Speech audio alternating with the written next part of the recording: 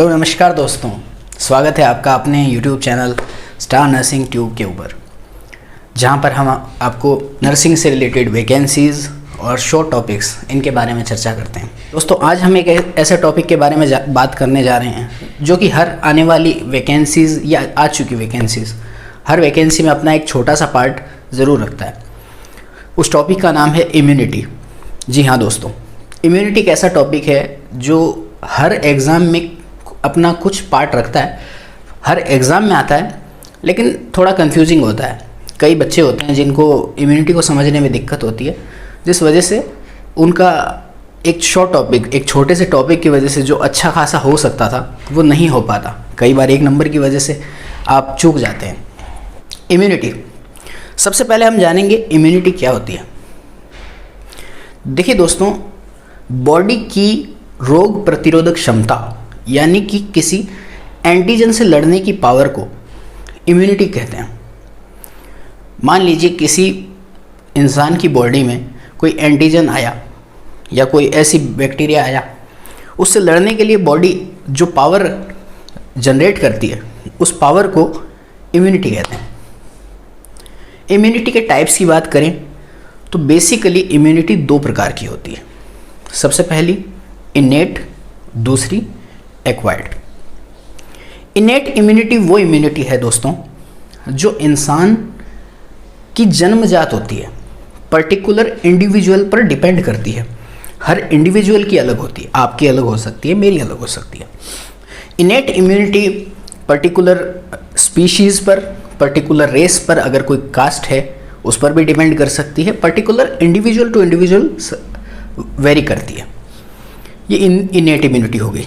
दूसरी इम्यूनिटी जिसे हम एक्वायर्ड इम्यूनिटी कहते हैं, अर्जित कह सकते हैं, एक ह्यूमन अपनी लाइफ में जो गेन करता है, जो अर्जित करता है किसी सोर्स से, किसी भी तरीके के स्रोत से इम्यूनिटी को गेन करता है, उस इम्यूनिटी को एक्वायर्ड इम्यूनिटी कहते हैं। एक्वायर्ड इम्यूनिटी दो प्रकार की होती है। सबसे पहले होती है एक्टिव इम्यूनिटी, दूसरी होती है पैसिव इम्यूनिटी। एक्टिव इम्यूनिटी में एंटीजन वर्क करेगा और पैसिव इम्यूनिटी में एंटीबॉडी वर्क करती है। अब सबसे पहले जानना ये ज़रूरी है कि एंटीजन क्या होता है और एंटीबॉडी क्या होती है। एंटीजन हम हर उस एक फॉरेन पार्टिकल को कह सकते हैं जिसके बॉडी में एंटर होने के बाद उसको किल करने के लिए बॉडी जो रेजिस्टेंस मैकेनिज्म शो करती है या बॉडी अपनी एक पावर जनरेट करती है उस एंटीजन को किल करने के लिए, उस प्रोसेस को, उस पावर को एंटीजन से जनरेट होने वाली इम्यूनिटी कहते हैं। यानी कि मान लीजिए कि आप कहीं जा रहे थे, आपको चिकन पॉक्स का वायरस आपकी बॉडी में एंटर कर जाता है, या किसी भी इंसान की बॉडी में चिकन पॉक्स का वायरस एंटर कर जाता है। उस वायरस को एंटर करने के बाद वायरस को किल करने के लिए बॉडी खुद से जो इम्यूनिटी जनरेट करेगी उस इम्यूनिटी को एक्टिव इम्यूनिटी कहेंगे। दूसरी होती है passive immunity. Passive immunity related to antibody. अब एंटीबॉडी क्या है ये जानना भी ज़रूरी है।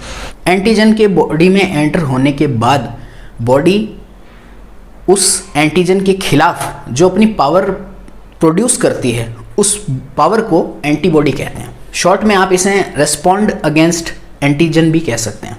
अब बात करते हैं दोस्तों एक्टिव एक्वायर्ड इम्यूनिटी की। एक्टिव एक्वायर्ड इम्यूनिटी में हमने जाना कि एंटीजन का रोल होता है। अब बात करते हैं एक्टिव कितने प्रकार की होती है। दोस्तों एक्टिव दो प्रकार की होगी। सबसे पहले नेचुरल, दूसरी होती है artificial. Natural active, artificial active. Natural active की बात करें, बॉडी एंटीजन को नेचुरली प्राप्त करती है। कैसे? जैसे मैंने आपको भी एक एग्जांपल दिया था कि मान लीजिए आप बाज़ार में गए हैं, आपको चिकन पॉक्स का वायरस बॉडी के अंदर प्रोड्यूस हो जाता है या एंटर हो जाता है। उस वायरस को किल करने के लिए बॉडी आपकी खुद की एंटीबॉडी का निर्माण करती है। तो बॉडी ने खुद से इस चीज़ को बनाने में मेहनत की, उस चीज़ को किल करने में मेहनत की, नेचुरली पार्टिसिपेट किया। This is called naturally active acquired immunity. इसका जो दूसरा पार्ट है वो है आर्टिफिशियल एक्वायर्ड।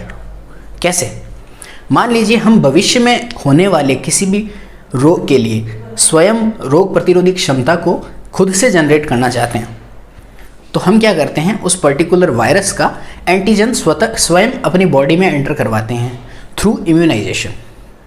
जैसे मान लीजिए आपने कोई BCG का वैक्सीन लगवा लिया, तो इससे आपको भविष्य में होने वाली TB के प्रति इम्यूनिटी मिल गई। समझ रहे हैं ना? आपने मान लीजिए मीजल्स की वैक्सीन लगवा ली, तो इससे आपको भविष्य में होने वाली मीजल्स से बचाव हो गया। This is called artificial active acquired immunity. अब हम बात करते हैं पैसिव इम्यूनिटी की, जिसमें एंटीबॉडी का जिक्र किया था हमने। दोस्तों, पैसिव इम्यूनिटी भी दो प्रकार की होती है। पहली नेचुरल पैसिव, दूसरी होती है आर्टिफिशियल पैसिव। पैसिव में मैंने आपको बताया था, इसमें एंटीबॉडी वर्क करती है। कैसे करती है? नेचुरल पैसिव में इंसान की बॉडी में नेचुरली एंटीबॉडीज़ इंजेक्ट की जाती है। कैसे की जाती हैं? जैसे मान लीजिए किसी पर्टिकुलर पर्सन को नेचुरल पैसिव एक्वायर्ड इम्यूनिटी में ह्यूमन बीइंग को नेचुरली एंटीबॉडी मिलती है। कैसे मिलती है? नेचुरली। जैसे एक बच्चे को अपनी माँ से थ्रू ब्रेस्ट फीड या थ्रू मिल्क, जब बच्चा ब्रेस्ट फीड करता है तब उसको IgA मिलती है, करें तो IgG इम्यूनोग्लोबिन IgG बच्चे को थ्रू प्लेसेंटा ट्रांसफ़र हो जाती है। ये बच्चे को नेचुरली मिल गई, बट ये एंटीबॉडी है। दूसरी एंटीबॉडी की बात करें तो आर्टिफिशियल पैसिव, वो कैसी होती है? रेबीज़ की एंटीसीरा हो गई, इम्यूनोग्लोब्युलिन्स हो गए, ये ह्यूमन की बॉडी में थ्रू इंजेक्टेबल मनुष्य को दे दी जाते हैं। इसे एक्वायर्ड इम्यूनिटी कहते हैं। एक इसमें रह गई हर्ड इम्यूनिटी। दोस्तों, हर्ड इम्यूनिटी क्या होती है? कम्युनिकेबल डिजीज़, मान लीजिए किसी पर्टिकुलर जोग्राफिकल एरिया में कोई कम्युनिकेबल डिजीज़ फैली हुई है, तो उसमें क्या करते हैं, पर्टिकुलर मैक्सिमम लोगों को इम्यूनाइज कर दिया जाता है। तो जो कम्युनिकेबिलिटी है वो धीरे धीरे कम हो जाती है और बीमारी अपने आप वहाँ से ख़त्म हो जाती है। इसे हर्ड इम्यूनिटी कहते हैं। लेकिन हर्ड इम्यूनिटी सिर्फ और सिर्फ कम्युनिकेबल डिजीज़ में ही काम करेगी। नॉन कम्युनिकेबल डिजीज़ जैसे टीटनेस और रेबीज़ जो सबसे ज़्यादा प्रचलित हैं, वो उसमें नहीं कर सकते, क्योंकि दोनों ही बीमारियाँ कम्युनिकेबल नहीं हैं। तो दोस्तों, आज हमने इम्यूनिटी के बारे में पढ़ा, इम्यूनिटी के टाइप्स के बारे में पढ़ा, हर्ड इम्यूनिटी के बारे में जाना, और भी बहुत सारी चीज़ों का जिक्र किया।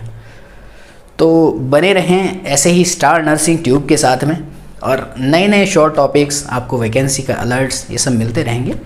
धन्यवाद।